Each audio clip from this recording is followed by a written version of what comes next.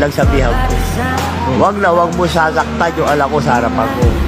Dahil na ako magdadalawang isip. Araw-araw, bugbugal. Ako sige magulang, awat ang awat. Lahat binigay ko na, naubos yung pasensya ko.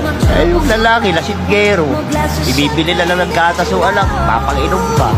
Bibili ng diaper, papang-inom pa. Yun ang pinagawa ng bagong taon eh. Bihingi na pambili diaper yung bata ay magbigay.